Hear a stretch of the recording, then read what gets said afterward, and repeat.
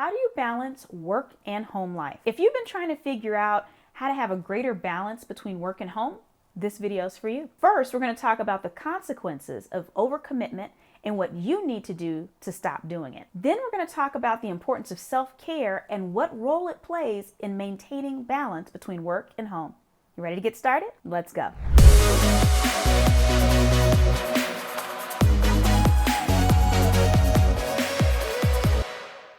So the way we're going to do this video is we're going to talk about the things you should do if you want to have horrible work-life balance. So let's talk about if you want to make sure that you have a recipe for disaster, these are the things you should do. Number one, constantly bring work home. Now, I want to be realistic. We do different types of work. Some people own businesses. Some people have extremely demanding jobs where they're on call at home. So not everyone has those clear-cut distinctions where they can set boundaries all the time. However, if you're always working from home and you're always bringing it there and you're not giving attention to other parts of your life that need your attention, it can cause some problems. For instance, as a business owner who's been a business owner for quite a while now, I know quite a few people who own businesses who have gotten divorced simply because they did not know how to turn work off. Now, that's not to say that it's not important. For many people, their businesses are their livelihood. It's how they support their families. But somewhere along the way, it's very possible that we can get so caught up in the business that we forget about the family. And the same thing happens in corporate America. If you have a demanding job and you're working your way up the ladder, or maybe you're not working your way up the ladder, maybe you're at the top of the ladder and you're trying to make sure that new things are going through the business, you're taking care of your people, and you just can't turn it off, well, at the end of the day, we only have so many hours. We only have so many calories or energy in our body. We divvy it out as we divvy it out. And so if you're giving 90% of your energy and effort and time to business and less than 10% to your family, well, it's setting kind of a clear message, isn't it? Especially if this is a long-term pattern, not just something that happens in little pockets when you're trying to develop something new or just starting a new business, or maybe you're just changing up the business model and you need to put in extra energy at that point in time. So, surefire way to make sure you don't have balance, constantly bring work home. And then don't even set boundaries in the home. Bring that laptop into the bedroom where you're sitting on your bed next to your spouse where you should be having a conversation, but you're on the laptop. Bring that laptop into the living room while the children are trying to watch some type of Disney or fun movie with you and you're engrossed in work. If you want to have poor balance, that's the best way to do it. Number two, never set boundaries. You heard it here first, folks. Let everyone run over you. Whenever anyone at work tries to give you an extra project or can you help me with this, can you do this? Always say yes, whether you have the capacity for it or not, whether this other person actually followed through on what they were supposed to do, or even if they just are passing things off to you because they're lazy or ineffective.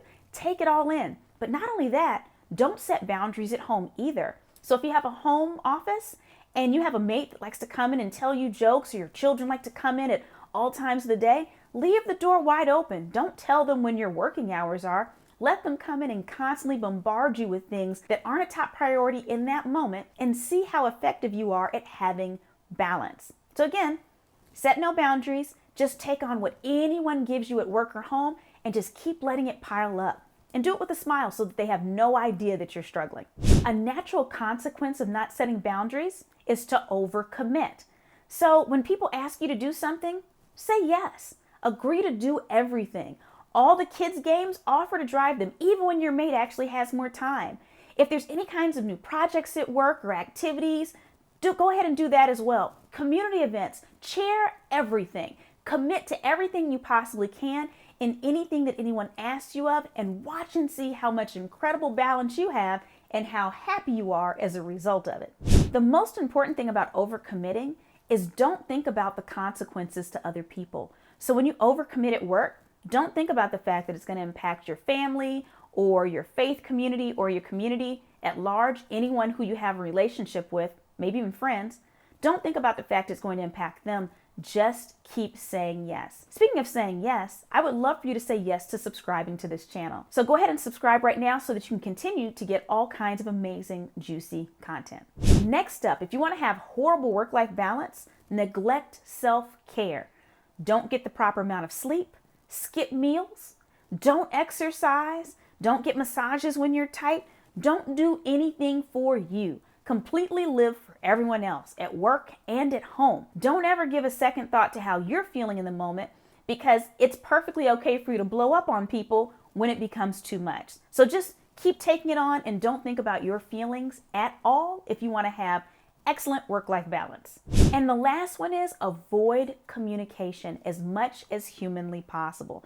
One of the best ways to have work-life balance, or lack thereof in this case, is to not tell people when you're overwhelmed. Not tell them when your schedule's about to increase ahead of time so you have to do more in another area, or maybe you can't take on some of the responsibilities you normally would because this time of year you have something else going on. Don't have any communications with people. That way they have no idea what you have going on and they'll continue to pile on you.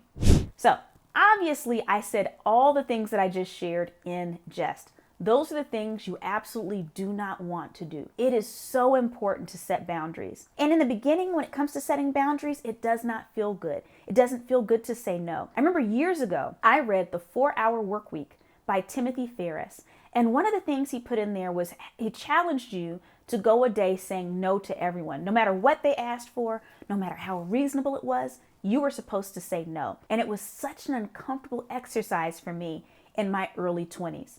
Now that I'm a little bit over 40, I toss out no's like ninja stars. It's easy to say no, because the way that I look at it is people who care about us or even have a vested interest in our success appreciate no's because it frees us up to say yes to the things that are most important.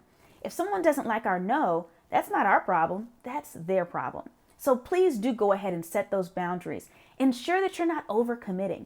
I am famous for telling people I may be somewhere, or more than likely I cannot. It's very rare that I say yes on an RSVP unless I am absolutely positive I'm going to be there. Usually there's a plane ride involved, so I already bought a plane ticket, so I know I'll be there. But when we overcommit, really what we're doing is we're being cowards. We're afraid to say, I can't do this. We're afraid to set boundaries, and so instead we're sacrificing ourselves. But by sacrificing ourselves, we're sacrificing other people too, because we're not going to do a great job at whatever it is we're supposed to be doing if we're overcommitted, because we do not have enough resources to follow through.